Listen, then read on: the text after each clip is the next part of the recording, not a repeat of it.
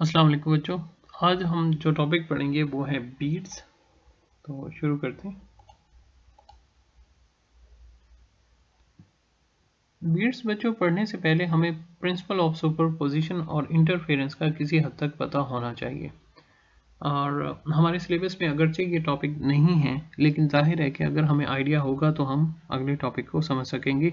तो principle of superposition या interference है क्या? इसमें बच्चे होता यह है कि अब आपको पता है कि वेव के अंदर ये एबिलिटी है कि दो वेव्स एक ही पॉइंट पर एग्जिस्ट कर सकते हैं। उनके पॉइंट्स जो है वो सेम हो सकते हैं। अगर दो वेव्स आपस में इस तरह एक दूसरे से मिलती हैं कि एक का क्रस्ट दूसरे के क्रस्ट से और एक का ट्रफ दूसरे की ट्रफ से मिल जाए, तो इस तरह वो एक लार्जर एम्पलीट्यूड की वेव जनरेट करते हैं। ठीक है, जिसको हम नाम देंगे कंस्ट्रक्टिव इंटरफेरेंस का। ये लाजमी नहीं कि क्रस्ट से और ट्रफ से मिले। ये कंप्रेशन और रेयर फैक्शन से भी मिल सकता है और इससे वेव की इंटेंसिटी बढ़ जाएगी। लेकिन लाजमी नहीं है कि दो वेव्स जब भी आपस में मिले वो इन फेज हों। वो आउट ऑफ फेज भी मिल सकती हैं। मिसाल के तौर पर अगर एक वेव का क्रस्ट जो है वो दूसरी वेव के ट्रफ से या एक वेव का कंप्रेशन दूसरी वेव के रेयर फैक्शन से आपस में मिलता है, तो ये क्योंकि आउट ऑफ फेज मिल रही हैं, तो इससे जो नेट इफेक्ट प्रोड्यूस होगा उसमें intensity of the wave decrease हो जाएगी, जिसका हम कहेंगे कि उन्होंने एक दूसरे को डिस्ट्रॉय कर दिया या एक दूसरे के इफेक्ट को कैंसिल कर दिया। तो उस वक्त ये जो है वो डिस्ट्रक्टिव इंटरफेरेंस कहलाएगा और इसमें जो अफेक्ट है वो एक दूसरे का कैंसिल हो जाता है। तो प्रिंसिपल ऑफ सुपरपोजिशन पर तीन बेसिक फिनोमेना हैं जिसमें हम इंटरफेरेंस, बीट्स और स्टेशनरी वेव्स पढ़ते हैं। हमारे जो सिलेबस है उसमें बीट्स और स्टेशनरी वेव्स है। इंटरफेरेंस में होता यह है कि दो वेव्स हैं, दोनों की फ्रीक्वेंसी सेम है, दोनों सेम डायरेक्शन में ट्रैवल कर रही हैं। तो वो जब दोनों आपस में मिलती हैं तो कहीं कंस्ट्रक्टिव इंटरफेरेंस और कहीं डिस्ट्रक्टिव इंटरफेरेंस करती हैं। लेकिन अगर फ्रीक्वेंसी थोड़ी सी डिफरेंट हो, बीट्स में क्या होता है कि दो वेव्स हैं, दोनों की जो फ्रीक्वेंसी है वो थोड़ी सी डिफरेंट है और सेम डायरेक्शन में ट्रैवल करें। इंटरफेरेंस और बीट्स में क्या फ़र्क हुआ कि दोनों में जो वेव्स हैं वो एक डायरेक्शन में ट्रैवल करती हैं, ये तो सेम हुआ। लेकिन होता यह है कि इंटरफेरेंस में एक जो वेव है उसकी और जो दूसरी वेव है उनकी फ्रीक्वेंसी सेम थी, लेकिन यहाँ पर स्लाइटली डिफरेंट है। और जब ये आपस में मिलते हैं तो होता क्या है? होता यह है कि आपको एक लाउड और फेंट साउंड सुनाई देगी। मिसाल के तौर पे ये दोनों जो हैं वो आप ट्यूनिंग फोर्क रखते हैं। एक ट्यूनिंग फोर्क पे आप कोई रबर बैंड या मोम वगैरह लगा देते हैं। अब दोनों को जो है आप जो है वो मारेंगे रबर पैड पे और जो है वो उनकी साउंड सुनेंगे। जब आप इन दोनों की साउंड सुनेंगे तो है ये कि एक की फ्रीक्वेंसी थोड़ी ज़्यादा है क्योंकि हमने उस पर कोई रबर बैंड नहीं बांधा, कोई वैक्स नहीं चढ़ाया। लेकिन जो दूसरा है जिस पे हमने रबर बैंड बांधा है या वैक्स चढ़ाया है उसकी फ्रीक्वेंसी थोड़ी कम हो गई।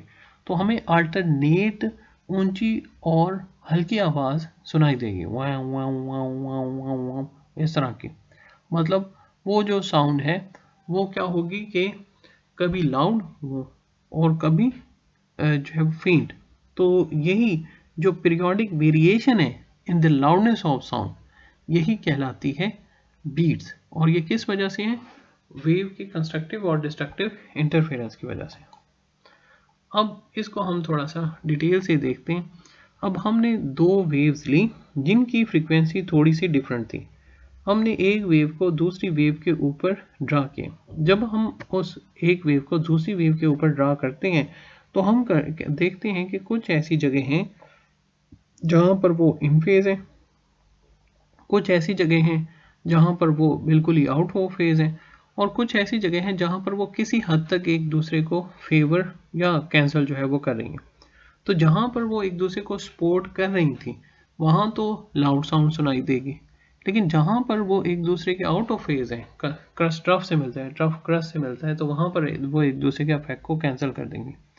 और कुछ ऐसी भी जगह हैं जहाँ पर ना तो वो पूरी तरह एक दूसरे को कैंसिल कर रही हैं और ना ही स्ट्रेंथन कर रही हैं। वहाँ पर जो है वो कंपैरेटिवली फेंट साउंड जो है वो जनरेट होगी।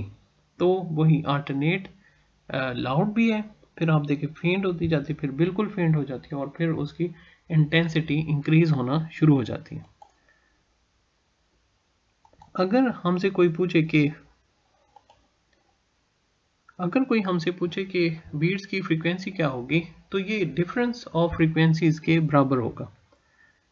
मिसाल के तौर पे फ़र्ज़ करें कि अगर एक है 30 का ट्यूनिंग फोर्क और दूसरा है 32 का, तो हमें कितनी जो है वो फ्रीक्वेंसी की बीट सुनाई देंगी, तो हम 32 हर्ट्ज़ में से 30 हर्ट्ज़ को माइनस कर देंगे, तो 2 हर्ट्ज़ की आपको फ्रीक्वेंसी जो यानी कि एक सेकंड में दो जो है कह लें कि बीट्स जो हैं वो प्रोड्यूस होंगे। अब जो टाइम पीरियड है, अब बच्चों अगर हमसे पूछा जाए कि कितनी बीट्स प्रोड्यूस जो बीट्स की फ्रीक्वेंसी है वो क्या होगी, तो वो डिफरेंस इन फ्रीक्वेंसी हो जाएगा। मिसाल के तौर पे एक की फ्रीक्वेंसी है 32, दूसरे की फ्रीक्वेंसी है 30, तो कितनी जो है फ्रीक्वेंसी ऑफ बीट्स होगी, तो 32 माइनस 30। अच्छा, इससे ये पता चला कि जो टाइम पीरियड है वो इसका उल्टा होगा। इसका मतलब ये हुआ कि फ्रीक्वेंसी और बीट्स तो हो गया f1 माइनस f2, तो टाइम पीरियड क्या होगा, वो होगा 1 ओवर f1 माइनस f2। मिसाल के तौर पे इसका आंसर आया 2, तो जो टाइम पीरियड आ रहा है वो आ रहा है 1 ओवर 2 सेकेंड। इसका मतलब ये हुआ कि एक लाउड नोट और उसके बाद दूसरे लाउड नोट के दरमियान कितने का गैप आएगा, 1 ओवर 2 सेकेंड्स का। ठीक है, इसी तरह इस लाउड नोड और इस लाउड नोड के दरमियान कितने का गैप होगा, 1 ओवर 2 सेकेंड्स का। इसी तरह इस लाउड नोड और इस लाउड नोड में कितने का गैप होगा, 1 ओवर 2 सेकेंड्स का। ठीक है, तो इससे आप अंदाज़ा कर सकते हैं कि मतलब आपको एक सेकंड में, ठीक है, एक सेकंड में 2 लाउड नोट सुनाई देंगे या 2 सेकंड्स में 4 लाउड नोट सुनाई देंगे। ठीक है, तो इस तरह आप जज कर सकते हैं कि आपको कितनी। अच्छा, अब एक लाउड से दूसरे लाउड का है, फर्ज करें अगर एक लाउड से दूसरे फेंट का निकालना, फेंट का, तो ये था यहाँ से यहाँ तक जो है वो 1 ओवर 2 सेकेंड था, तो ये आ जाएगा 1 ओवर 4 सेकेंड। लाउड से फेंट का जो डिस्टेंस है वो कितना होगा, 1 ओवर 4 सेकेंड्स।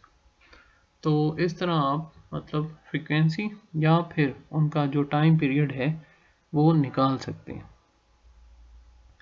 अच्छा, एक और बात, फिर इनका फ़ायदा क्या है बीट्स का, ये म्यूज़िकल इंस्ट्रूमेंट्स को ट्यून करने के लिए यूज़ होती हैं। यानी कि हम जो है वो एक ऐसा जो ट्यून्ड है उसे गिटार को बजाएं और दूसरा जो कि अभी ट्यून नहीं है और उसे हम ट्यूनिंग करें उसे बजाएंगे एक ही वक्त में, तो हम देखेंगे कि अगर जो है वो फ्रीक्वेंसी मैच नहीं होगी तो बीट्स प्रोड्यूस होंगी। तो बच्चों टॉपिक यहाँ पे ख़त्म होता है, देख के पढ़ लीजिएगा और अगर कोई बात है तो लाजमी पूछिएगा। नेक्स्ट हम इससे रिलेटेड जो है वो एक सिमुलेशन देखते हैं